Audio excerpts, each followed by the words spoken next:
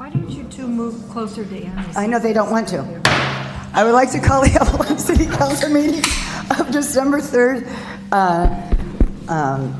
to order, and I would like to comment that the city manager did wonder why the other members of the council might not move a little closer, but they've decided to stay in their chairs. So we are now going to stand for the Pledge of Allegiance. Put your hand over your heart and begin. I pledge allegiance to the flag of the United States of America and to the republic for which it stands, one nation, under God, indivisible, with liberty and justice for all. And I would just like to say I welcome you all here today. If you've traveled for Thanksgiving, you are all home safe. I hope you had a wonderful meal and great time with family and friends. Annie, a moment of silence for Isabel Lopez. Oh, I didn't know. Just heard this afternoon. Oh, and a moment of silence for Isabel Lopez.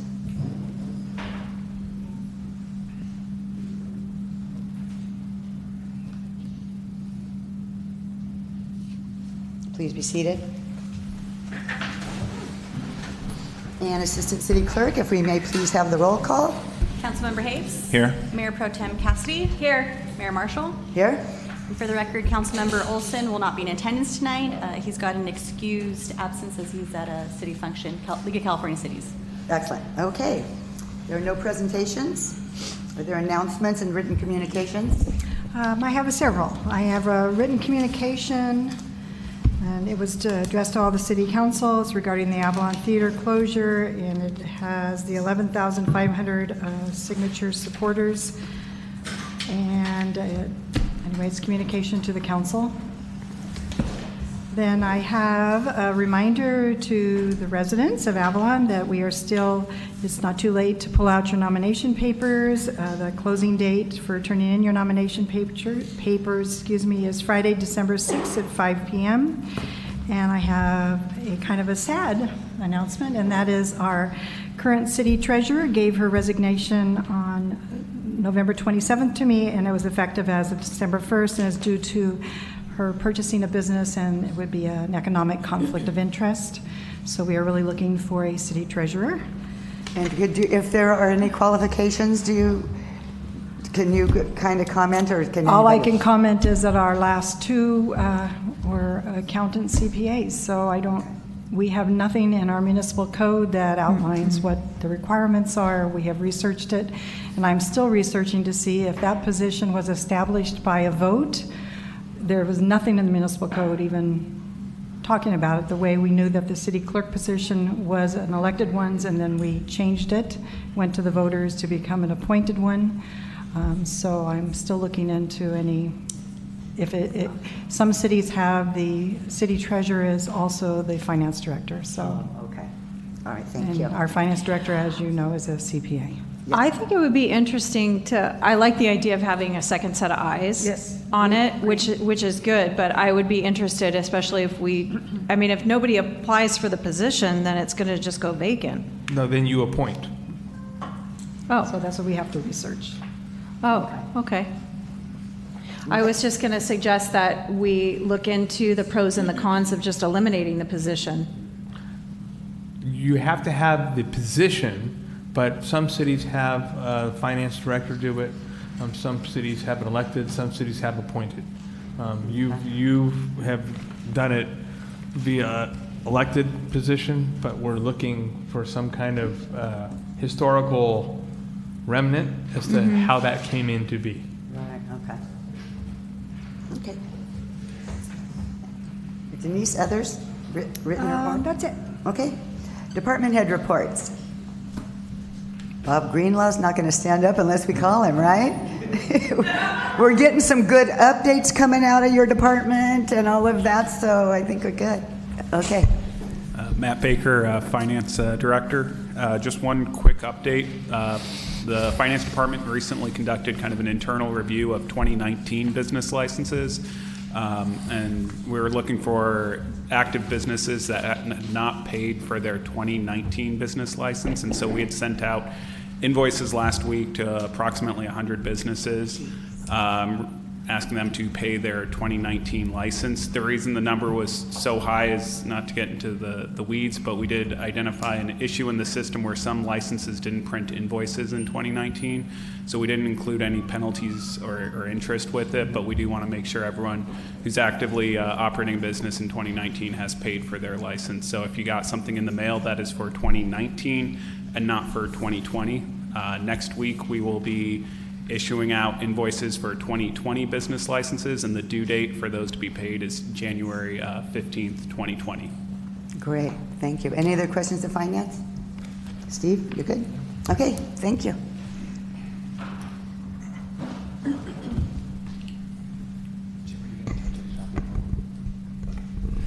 Good evening, Madam Mayor, members of the council. Happy holidays. We kicked off the holidays Community Service Department last week with Thanksgiving baskets. We handed out 45 baskets to families consisting of a turkey and pie and stuffing and kind of all the fixings. Special thank you to BB&K, our generous, one of our generous donors, Avalon Rotary, the Lions Club, the Island Company made a donation as well, and then Vaughn's this year also did a drive, and the monies went towards purchasing baskets for that, which actually gives us a little bit more for our December program. So next one will be the week of Christmas, just prior to Christmas, and we'll probably do 45, 50 families there as well. Jim's going to touch on this weekend the Shop at Home. Just want to remind you, you've all been invited. I'm going to invite you again to our Polar Plunge on January 1st. Swim in the morning at 7:30. It's a plunge at 11:30. The mayor joined us the year before last. We got... Only because you canceled last year's because of bad weather. Yeah, you were there. I was there. Val was there. Thank Val God in I the didn't back. have to go in, but thank you for canceling. So we're planning again this year. And then as we're looking a little further out, this week I'll be getting something out to you as we're starting to get ready and make decisions for our July 4th. So we're looking for a theme and potential grand marshals. We have a handful of them in the past. I put it out via an email, trying to get some consensus that way. So I'm going to get that out this week, and then hopefully we can get that decided by the first of the year. Perfect. So Thank that's you. it for our department. And I saw that the elves came and delivered Santa's mailbox in the arcade. The elves did deliver. It's in the arcade, and our understanding from those in the know, it'll be there through, I think it's like the 16th or 17th, before Santa's got real busy and has to get those letters back. So it'll be up for a few weeks there. Great. Yeah. Thank you. Okay, questions of Mr. Hunke? No? Okay.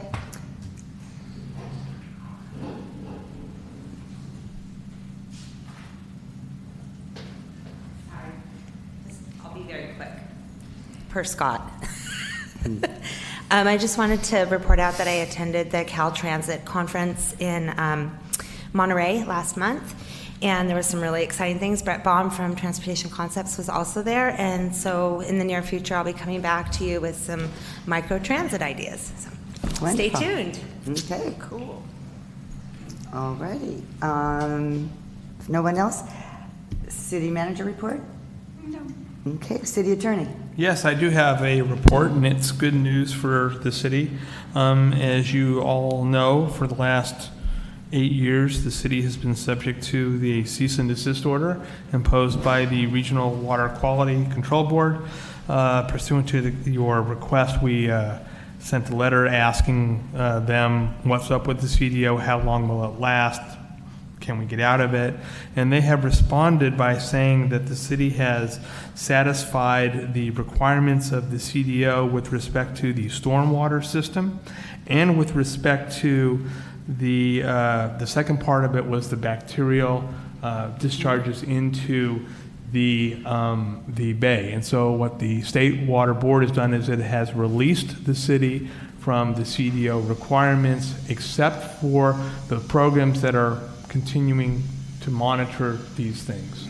So all the programs that you've implemented, all the costs that you've done, the state has said we are satisfied with what you've done. They've relieved you of all the requirements with the exception of those related to the TMDL. which is basically the making certain that the bacteria doesn't go into the harbor. And we keep the programs that we have to keep that down, but everything else, they are satisfied. So it was an 8-year process, and we were successful in getting that lifted. And at the regional board meeting, they especially noted that Avalon has done more for compliance with this and than any other city that they can think of, and they gave us special recognition. So it's a great news for the council.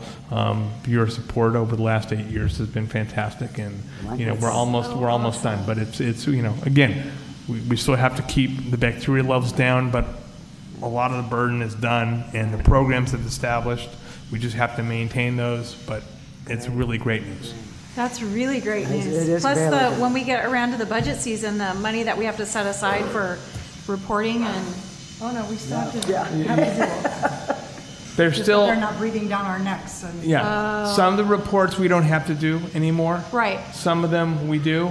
Anything dealing with the TMDL, which is the total dissolved, we have to keep those up, but that's a state requirement, and so it's a huge burden taken off in terms of the number of programs, severely diminished. The number of new things we have to do, 0. So it's all good. Very cool. JJ, can I ask you to please close the door? Sorry to ask that, but. No, he's asking you to No, close I'm the just door. asking you if you wouldn't mind closing the door. I'm having a really hard time concentrating. Oh, the noise. Whatever the And just fire for team's doing out there. For the council, I'm distributing a memo that summarizes this. Thanks, Ernie. And on the back of it is all the things that we had to do with all the things that we know, all the things we had to do, and these are all the things that we no longer have to do or monitoring. So that's just for you. What do you think about that, Harbor Master? You know what? It's long and hard, and I'm glad that we're getting to that point. Great job by everybody. Yeah. We are still continuing to do the Dye Traveler program. So just rest assured, all the boaters out there, that we get to still come aboard your boat and do the Dye Tablet, because that's probably one of the most effective things we had to do. So thank you. And I'll open it and close the door again. Sorry. Okay. Council member reports? I don't have anything tonight. No. I'll be attending Gateway Cities Council of Government tomorrow night, and then I don't know if this is the appropriate time, but I at least want to bring it up. The movie theater, and I know that we've received some correspondence regarding the movie theater. I'm really not sure what level of involvement the city can have. And I know we've all been asked by many members of the community to get involved. I know that the Island Company approached Annie, which was a much larger conversation than was reported in the letter from Randy Harrell, that it wasn't just a, hey, will you guys take this on? And Mayor Marshall saying no. There was more to that conversation than Randy's letter led on to be. That being said, I don't know what the city can do other than sit in on meetings and help express the concern of the community. I don't know if the city is having any meetings with the Island Company, but I have meetings every 2 weeks with Mr. Harrell. We don't just talk about the casino theater, it's a broad spectrum of things that we hit upon. So I'm looking for direction. If you want to do what the letter is asking you to do, then I need that direction. Well, I'd like to say, you know, we are all saddened, and the community is, and that petition definitely showed residents as well as visitors alike. I totally get it. But as we also know, that is a private business, and so they are allowed to do what they will. Just in regard with what Cindy said about my conversation with Randy, when we had the conversation, it was after we got notification that the theater was closed. So now they're saying, but if you come up with any good ideas, let us know. So I don't think it's, the theater is a dead issue, and I'm appreciating the fact that they're keeping it open for as much as they are already. But I would just hope if people come forward that they can have an open dialogue on how to maybe make it work somehow to make it more available to the community. But again, it is their business, so I think we got to, just like I don't tell you how to run Chet's, I guess. You know. I think that's where I struggle a little bit, because I think it's great for city leadership to sit in on meetings and express the concerns of the community. But other than that, I mean, we can't, the city, I don't think can take, and the city is not in business, well, I mean, we don't run private businesses, so to speak. So that's not something that the city could really do, but I'd be happy to nominate anybody who wants to sit in on any meetings on behalf of the council to at least share for our members of the community. Well, I'm not so sure if they're having meetings with people that they're going to want us to be there, because if any business they're going forward with would be with business, not with us, I don't think.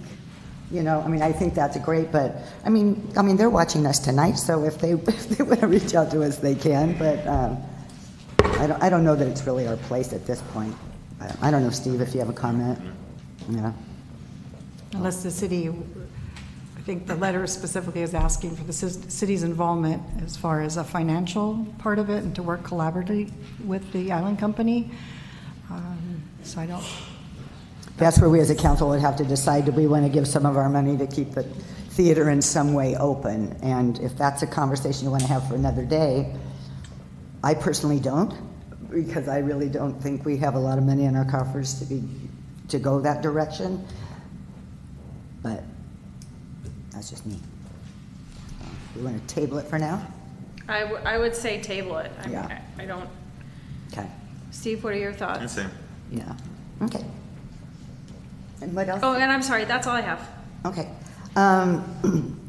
Well, the city manager and the vice mayor and I, Mayor Pro Tem, went to the Chamber marketing meeting, which was, what's that? Oh, and Steve was there too, I'm sorry. Yeah. It was awesome, and you're probably going to be reporting out a little bit, or maybe not? I was going to focus more on the holidays, but I can give it a quick okay. sentence or two on that. I think there's some exciting things came out of there. I learned a lot about marketing and branding and that kind of thing, and I was kind of excited with what they came up with. So we'll hear more about that in the future. I had a couple of questions for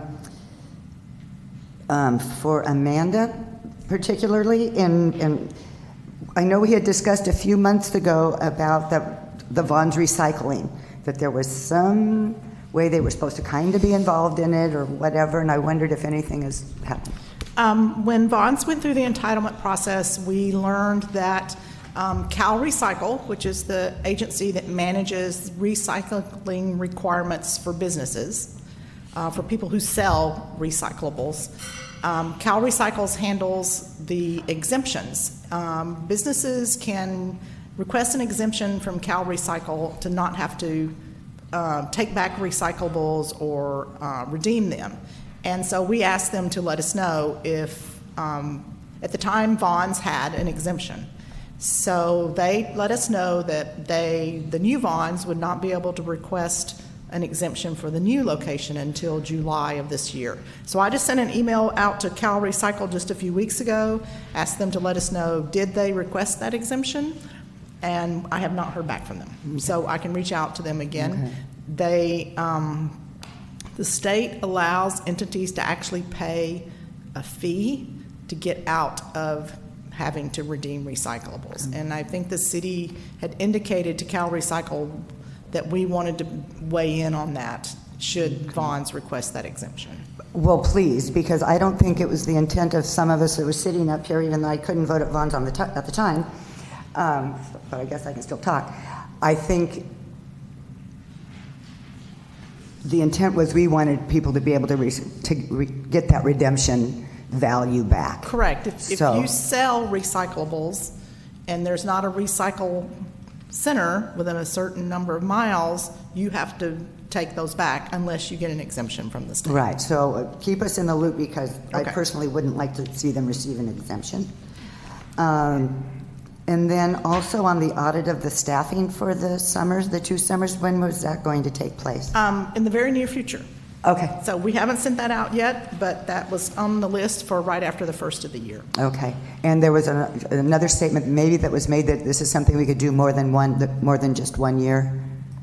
I believe the intent of the audit, let me back up. Anytime a business goes through the entitlement process and says, we're not subject to inclusionary housing, the city inherently retains the right to go back and ask them for information to confirm that they have not added employees. So it doesn't need to be a specific condition of approval, even though that's what happened with Vaughn's. It's a question for Mr. Campbell on how many years after that entitlement is granted that the city can come back and ask for that information. Okay. So yes, we are going to go request that from Vaughn's. My assumption would be that we could request it as often as we thought we needed to, but. Okay. You go back 3 years. Okay. Generally, in order to comply with the statute of limitations is 3 years. So we could go back and ask for 3 years, full-time. Not 3 years back. No, for the we want to know next how many 3 years. Can we do it this year, next year, and the year after? Can we ask for that? Yes. Okay. Yeah, so I'm saying you can go 3 years back and you can go as many years forward as you want. Oh, you can go as many years forward as you want? Oh, Yeah. so if we had someone who got their entitlement in 2016, let's say, because that's within 3 years, Right. we could also go back and audit those entities as well. We could go back as well. Yeah. My concern is that when you talk to the employees there, and I hope they won't tell them to not talk, but they say, I've been working 13 days in a row without any time off. I'm working so many hours of overtime. So on the audit, I think it should be not just bodies. It would not be, Mayor. It would be full-time equivalent hours. But the fact that they're working double time is not a concern because that would be a concern. Right, because if they're working double time, right, because that's hours, it's number of FTEs. hours. And what that means is if you're working, let's say one person's working 16 hours, Right. then we'd count that as 2 people. Okay, good. All You right. can't, thank you. we had Two that FTEs. question, come up quite a few years ago from another company. Can we just pay our employees overtime and not hire any employees? It's like, no. Oh, okay. Well, good. I'm glad that After Brian, caveat's in there as okay. well. Thank you, Amanda. You're welcome. Thank you very much. Okay. Oral communications. This is an opportunity from people of the public to address the City Council. No action will be taken on non-agenda items. Speakers should limit their comments to 3 minutes each. Please keep in mind the Deputy City Clerk will be tracking the speaker's time. The first warning will be given when 36 seconds remain, and the second warning when 9 seconds remain before the time is up. Okay.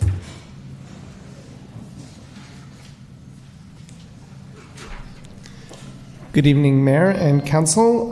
Since you set me up for it, Mayor, I will give just a brief overview of what we had this year. We had over 60 people attend our annual marketing conference. It's been our practice to alter every other year on island or off island because we're always accommodating members and staff who are not here 100% of the time. So this was our turn on island, and we had it at the beautiful Toyon Grill, which proved to be a wonderful venue for the meeting. And Mother Nature provided us a beautiful rainbow during one of our breaks. So we even got some social media value on the fly from that view out the window. We hosted speakers from Visit California, Discover LA, and Madden Media, as well as introduced more publicly, although it's been a work in process for some time, our new agency, which is Crown and Greyhound. And between those parties, they informed us of a lot of emerging trends and changes going on in the tourism marketplace. And then we got into a presentation on destination branding and a brief conversation about our organizational rebranding and how the terms chambers of commerce and even visitors and convention bureaus mean less and less to the consumer. And so we will be embracing, with the fine points to still be ironed out, so I'm going to maybe stop short of outright naming today, but we had good support for showing a lot of love about this place. So that'll be my little seed planted. The main thing I wanted to share with you and with the public tonight is that it's time for the Shop Catalina. Some still call Shop at Home, but there's a trademarked entity out there called Shop at Home, so we're Shop Catalina now. And that'll be taking place this weekend, rain or shine. We do have some contingency plans for some of the activities to move indoors if it's a heavy rain, but if it's a light shower, please just wear a hat or grab an umbrella and join us. We will be once again distributing the treasure cards from both Wrigley Stage and the Visitor Center. And we will be doing that for a much longer period of time this year, from 12 noon until 8 p.m. versus the 6 to 9 that it was in the past. So 12 noon, you can start your shopping and enjoying all of the merchants. And it's a good thing we expanded the hours because we are now at 40 participating merchants this year, a record-breaking number of merchants. Those who complete their treasure cards with all facilities stamped will be entered to win reservations for two to this year's New Year's Eve Gala. That's a value of $378. And everyone will also receive a discount card that can be used throughout the rest of the month to return to all of those participating merchants and shop there for a discount. We're bringing back the Jingle Singers. And I'm out of time. You got 9 seconds. Okay, we're bringing back the Jingle Singers, and the mayor and Santa will be joining us for the tree lighting, and Kid Ventures will be there, and Catalina Island Foundation will also be hosting during the day their Christmas tree decorating contest, which previously had been held up at Overlook Hall. So we're kind of bringing everything to the waterfront this year for a day-long celebration. Thank you. Perfect. You would have had plenty of time if I wouldn't have mentioned the marketing thing. So sorry. Can't get enough of me tonight. I just want to remind everyone that the high school play is next weekend, the 13th, 14th, and 15th, Friday and Saturday, 13 and 14 at 7 p.m., 2 o'clock on Sunday. And I believe our librarian is not here because he's at practice tonight. So if you love the librarian, Paul, make sure you go up there to support him and the kids. Oh, wonderful. Thank you. Yay. Okay.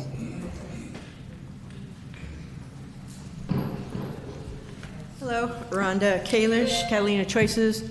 Hello, Council.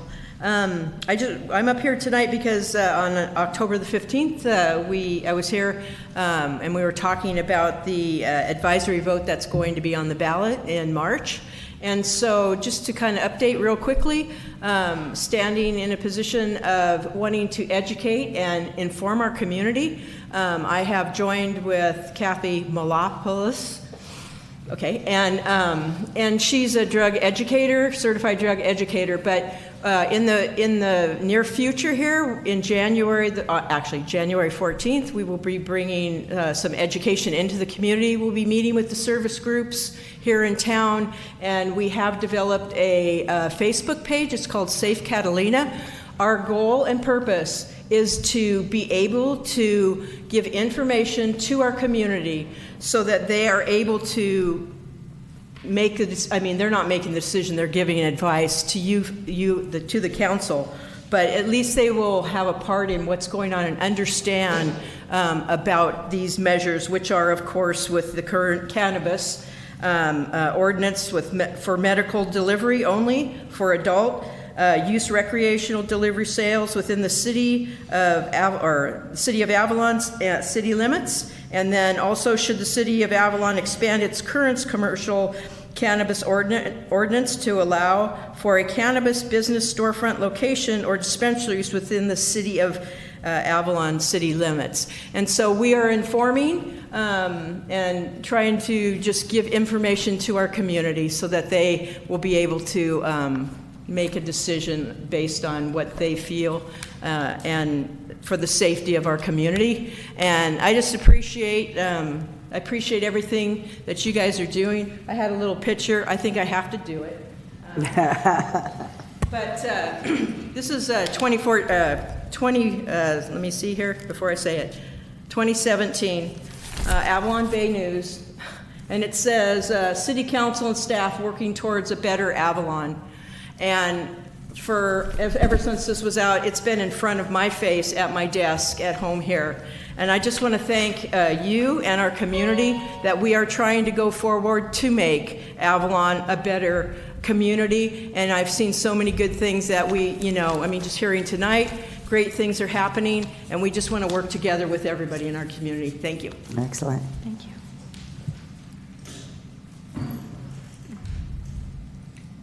Good evening, Council. I'm Kathy.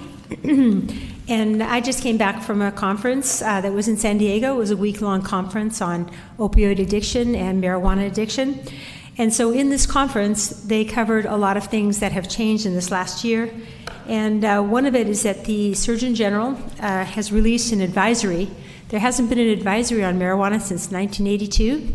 So they updated it and released it, and I'm going to be sending you a link so you can see the conference where he's explaining it. Our current Surgeon General is incredibly well-spoken. He really communicates the message of putting safety first. So some points that were covered in the conference was that marijuana use is risky for teens, young adults, pregnant women. And while the perceived harm of marijuana is decreasing, in other words, people's awareness of the harm is decreasing, because of the increase in the THC, the actual potential for harm is increasing. So the Surgeon General told NPR in an interview that many people are unaware of just how potent this drug can be. The higher the THC, the higher the risk. So in addition, when people initiate marijuana use during their teens, 1 in 5 become addicted. So it means out of 100 teens, you're going to have 20 addicts. That's going to impact everybody, but it would certainly impact your community as well. So the other thing is just some little snippets from organizations that have the rehab facilities. It calls marijuana in mental health. Fact 1, THC levels have increased significantly. THC is the chemical responsible for the high. Fact 2, regular marijuana use is linked to serious mental health issues, such as psychosis and schizophrenia. So it used to be that marijuana was very weak, and it just didn't have these impacts. So when people started seeing really devastating mental illness, they didn't connect it to marijuana. So it's been kind of a learning curve for everybody. So I have presented this to some of you, but I'd like to present it to more people in their community. And basically it's the U.S. Department of Health and Human Services. This is the U.S. Department that explains health and human. It says marijuana facts for teens. It just very simply explains things so teenagers and parents will have something to educate their families with. Thank you. Great. So we'll be seeing more of you. We'll be seeing you in January? Yes. Okay. Thank Great. you. Thank you. Pleasure meeting you and talking with you today. Thank you, Kathy. Thank you. Anybody else? Okay. We'll move on to the consent calendar. We have 7 items this evening on the consent calendar.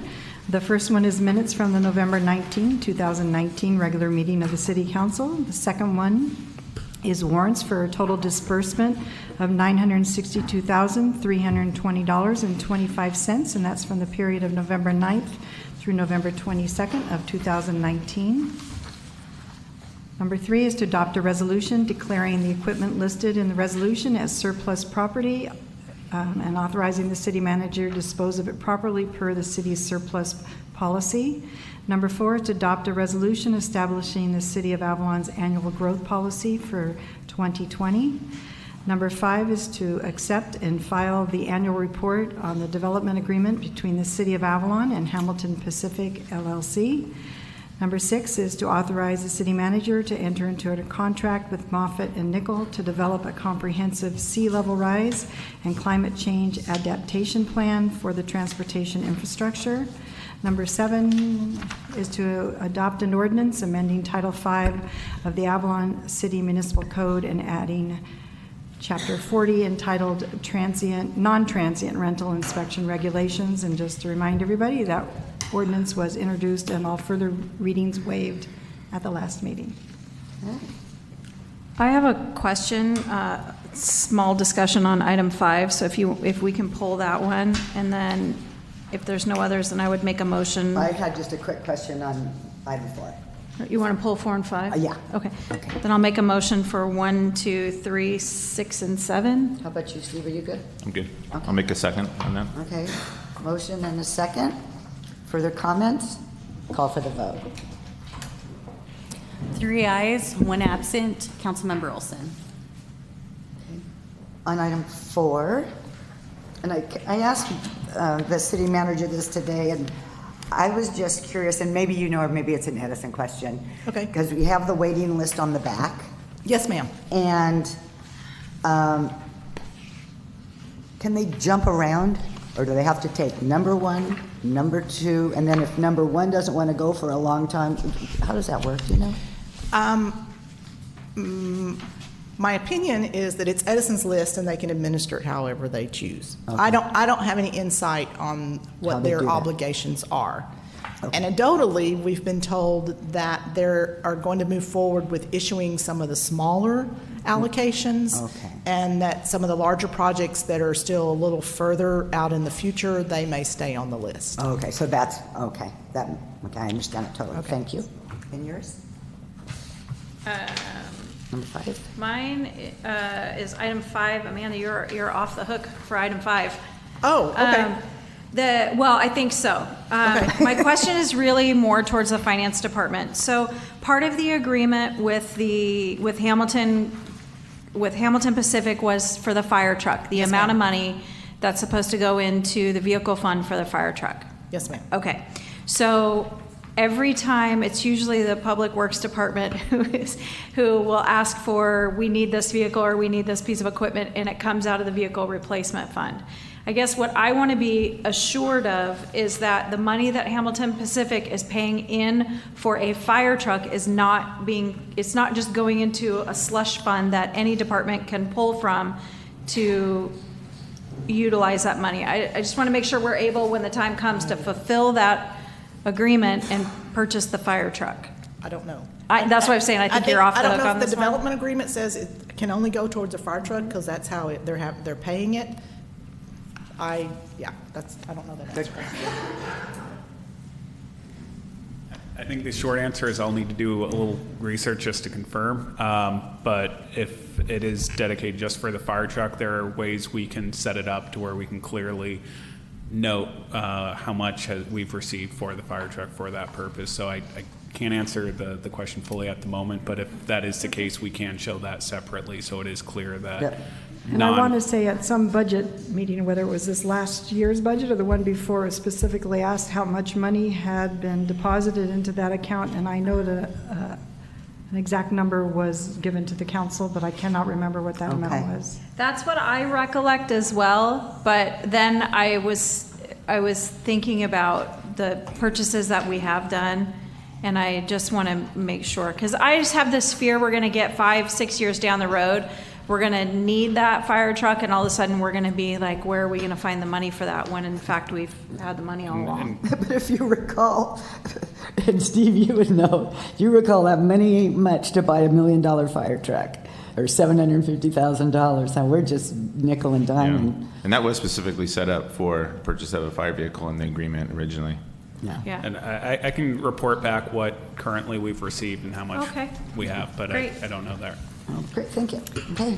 And Mayor, I'd like to just comment on item number 4 about Edison's process for the water allocation. I meant to send Edison out an email so I could have that answer for you this evening. I apologize, and I will have it for a report out next week. Okay, yeah, no problem.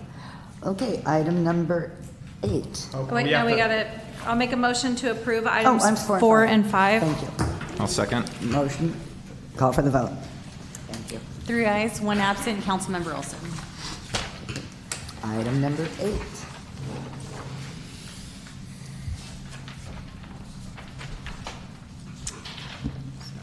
So now, item number 8 is our public hearing, Mayor, so we'll have you open up the public hearing. Audra will just give you a rundown on what it's about first, then you can open it up. Good evening, Mayor and Council. Audra McDonald. We received formula funding from CBDG through the Los Angeles County Development Authority. It's formula funded based on our population. It's about, in January, we'll be doing the 2021 allocation. It's about 36,000 más o menos. In the past, we've built the money up, and we did the project at Beacon Hill, which was painful, but it's done. And with the last round of funding, we also did 7 ADA spots around the Vons area, I believe. We have some money left over because the Beacon Hill project ended up being scaled down. And so we have a balance right now of $89,128. In an effort to try and assist the city drawing down out of the reserves, we are allowed to use 20% of our allocation for public service projects. And it's not something that's built, it's something that's provided to the public. We've kind of had an issue with this in the past because of our poverty rate, but bad news is sometimes good news. Our poverty rate is 67.3% in the city of Avalon. Therefore, we are entitled to, if it's less than 50%, we're entitled to 10%. It has to be spotted, like where your poverty is. But since it's citywide, over 50%. So in an effort to help out Dan and his program, we're requesting to use $17,800 of it for just this year to offset the cost of Meals on Wheels, and the remainder of it to go in the ADA Phase 2 project. And if you don't have any questions, I'll let you open the public hearing. And I want to just note one more thing, is that we're just asking for this percentage, that $17,800 for this time frame, that in January, unless you said this, Audra, I might have spaced out. In January, we'll be coming before you again on how to allocate the next batch of money for the CDBG. And so this doesn't necessarily set the precedence for it. This is just like a one-time thing for right now. Okay. I guess I have a question. It's probably not readily answerable right now, but I would like to get a full reporting about the Meals on Wheels. How much is the city spending on this? How much are we? Dan did a really great spreadsheet. So if Dan probably already has the information and he can send it off to you, or if you want to talk to it off the top of your head, you could do that too. If you've got the information, I'm just curious because it's a lot of money, and I don't know the history of how the program is funded, and so maybe it might be an off-camera conversation at another time. I'm not sure, but I would like to understand more because that's a lot of money. Okay. So the program at present, we've got anywhere from 15 to 20, depending on the time of the year in the program. Half of those are Meals on Wheels, where we're making deliveries to housebound residents that can't get out otherwise. They've got a doctor's note, and that would get them into the program. So we're delivering on a daily basis to about 10 or 11 on a daily basis. We also have a kind of a social program, a meals program, where they meet at Singing Waters, and that would be the balance of, it's anywhere from 4 or 5 to 8, depending on the day. There's a group of 4 or 5 that'll come out once a week, twice a week. They'll bring up the numbers a little bit. So I pulled a few numbers here just in case we were asked.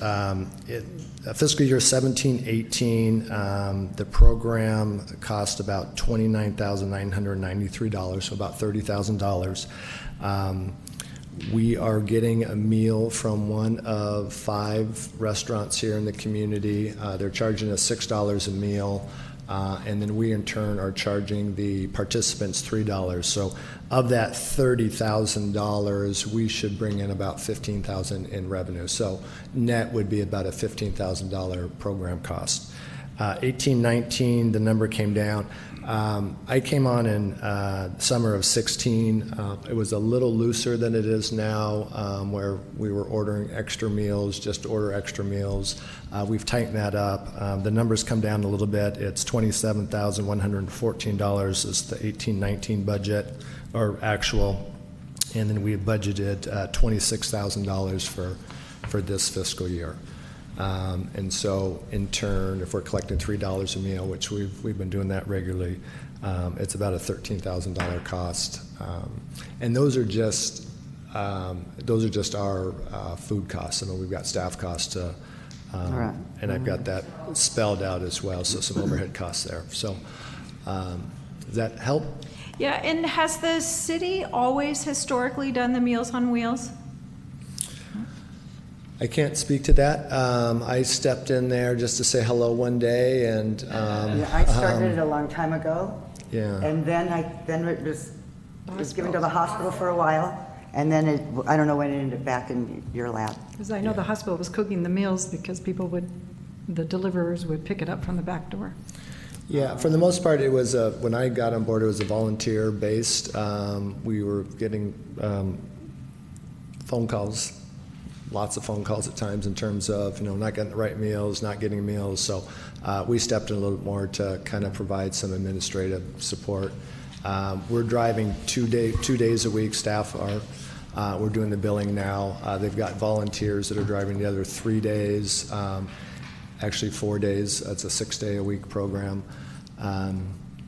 And like I said, we're assisting administratively, and then there's a volunteer that's there on site at Singing Waters that's kind of the greeter, making sure that coffee's set out and those types of things that's helping on that. So it's kind of a Do you volunteer. have a rough estimate of how much we're spending staff time, or how much is the city absorbing in the cost of the program? I do have that, and that's the spreadsheet that Audra spoke of.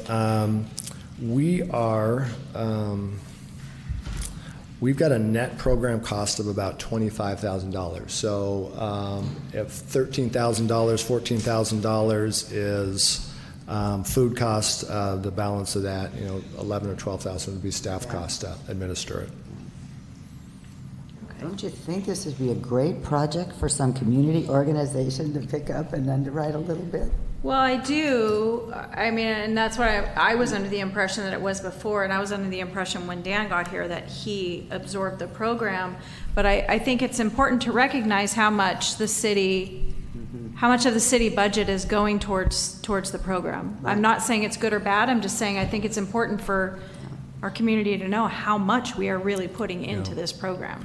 It's from what I've seen, it's proven to be tough to get volunteers out there on a regular basis. On a daily basis, they're 365 days a week we're delivering, or somebody's delivering, and the turnover in the volunteers is pretty high. We've looked at some service groups in the past that kind of helped out a little bit, and just people get busy and kind of fall off. So we felt like it was a little easier to have staff come in and just make sure we had at least a fallback, in the event that a driver doesn't show up, can't make it, and we've got somebody that we can call on and get out there. So how many meals is that a year? It's like I said, it's about 18 meals a day, so we can do the math there. 65? Yeah. They're delivering on Sundays, actually.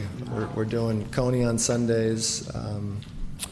Chuck Liddell's delivering 10 on Sundays. So it's about 44,000 and something meals? 6,500. 6,500 meals? Yeah, Good, 18 thank times you. 365. Okay. 6,500 meals. That's amazing. So if everybody paid $1 more for their meal, I would like, I don't want to hold up this item tonight, but I would like for the program to come back to the council for further discussion. But just the program itself and how it operates? Yeah. How it operates and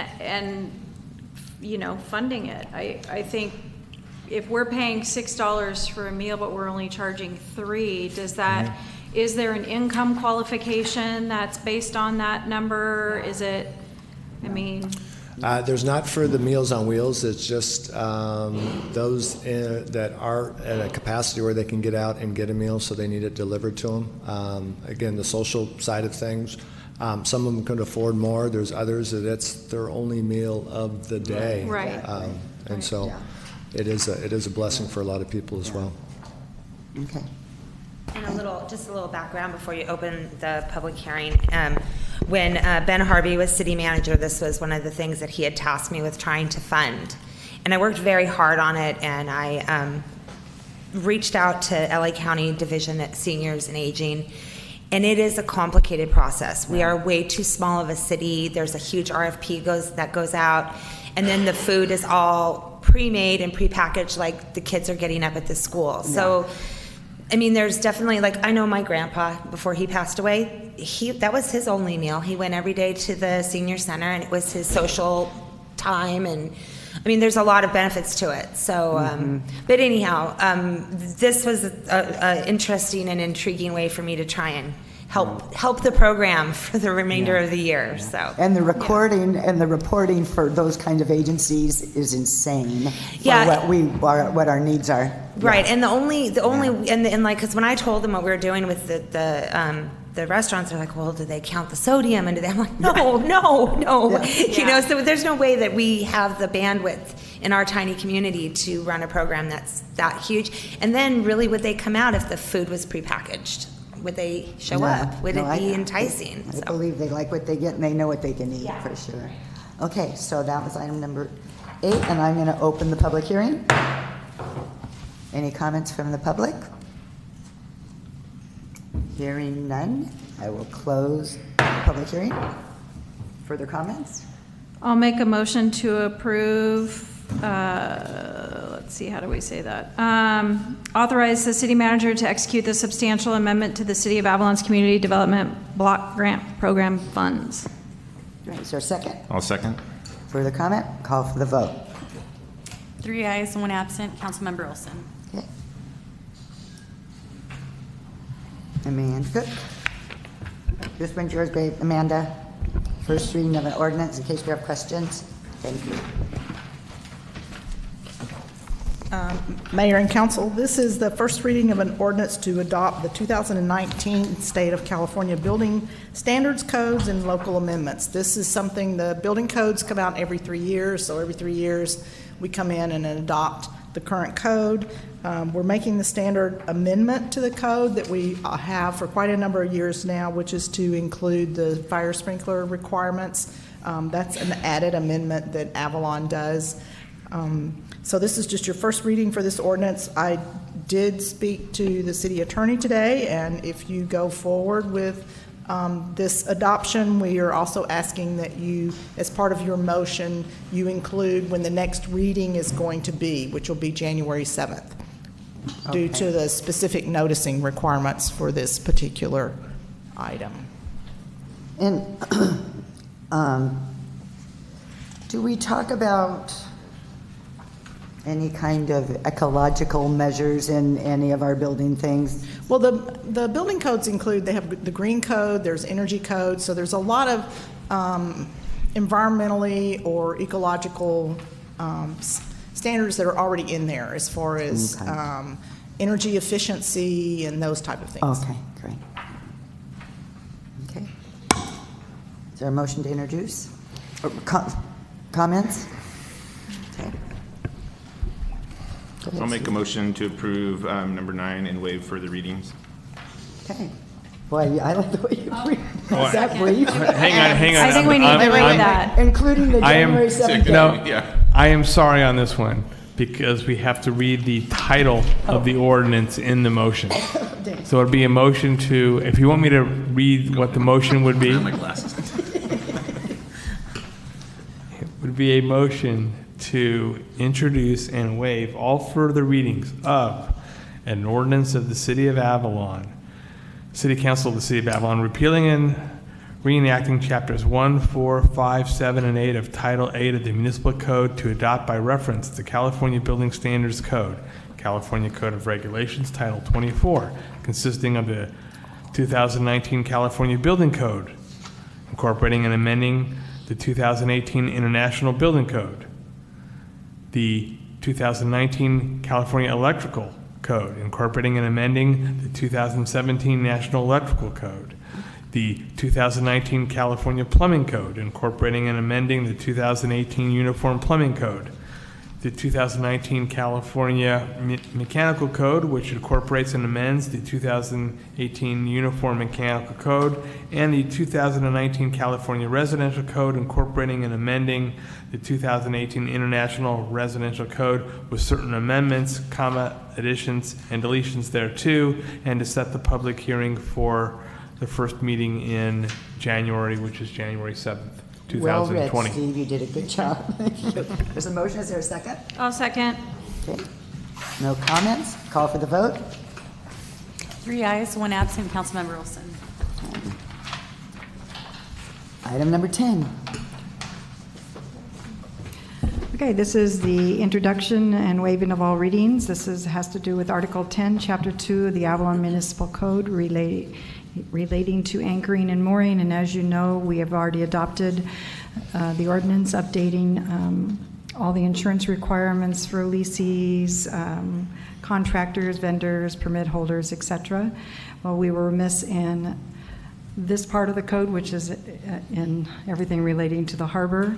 So originally we had talked about with Parsac and with the harbor master about increasing it to that $1 million. And after some discussion and arguments between us, and then consulting with Parsac again, because it's most insurances will go up to about $500,000, but once you ask for that $1 million, it causes for an umbrella policy. And if you're not a commercial entity, because those are required to have the $1 million coverage. So staff called around 5 to 6 different insurance companies to see what the difference was between $300,000 and $500,000 for somebody annually, and it was anywhere from $18 to $25. So I am strongly recommending that $500,000 limit, and that's just that we want everybody covered out there, whether you are a 17-foot boat or a 60-foot boat, because if we have to step in with our insurance, it just causes our rates to go up, and that's looking out for the city coffers. Is there anybody out there who'd like to speak to this? Council? Nope. Ready? I'll make a motion to introduce and waive all further readings of an ordinance amending Article 10, Chapter 2 of the Avalon Municipal Code on anchoring and mooring. I'll second. Moved and seconded. Call for the vote. 3 ayes, 1 absent. Councilmember Olson.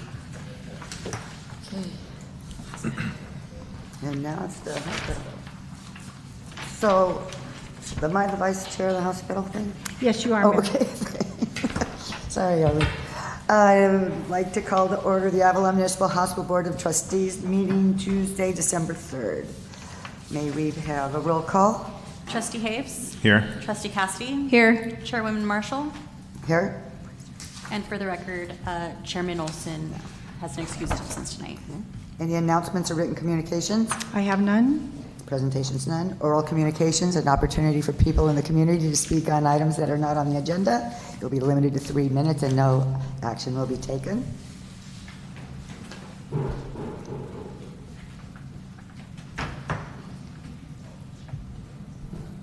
How's everybody doing? Great. Like a little bear, but I was just curious. I was reading up and I'm dealing with a little problem for myself with tenant law. And I was curious for tenant law, if I have a problem with my landlord and dealing with compliance issues, do I have to go to the county or am I supposed to go to my local building inspector first? Because I believe it says building inspector first. And then I was told I got to go to the county though. Okay. This is oral communications on the Avalon Municipal Hospital. I think you showed up a little late, so the questions you're asking there would have been dealt with earlier in the meeting. Well, it's just I was trying to get the answer earlier, but I was just curious because I'm trying to get this done and I need to get it done pretty quickly. So do I go to my building inspector for compliance? Can someone help, or Bob Greenlaw, somebody? Can I talk to you right after the meeting, Ian, so I can really clarify what you're asking of me? No. Thank you. Okay. All righty. No other oral communications. We go to the consent calendar. We have 2 items on the consent calendar. The first one is the minutes from the November 5th, 2019 Avalon Municipal Hospital Board of Trustees meetings. The second one is the CEO's November 2019 report and the CFO's narrative analysis for October 2019. Okay. Council? I'll make a motion to approve items number 1 and 2 on the consent calendar. Can I second? I You go. You go, girl. Okay, moved and seconded. Call for the vote. 3 ayes, 1 absent. Chairman Olson, sorry. No other business. We will adjourn that meeting as well. And I believe we're done for the night, right? Yes. Okay, good night, Tony. Good night, Tony. And I'd like you to look at the clock, Cindy, and tell us what time it is. 6 o'clock. Yay. Wow.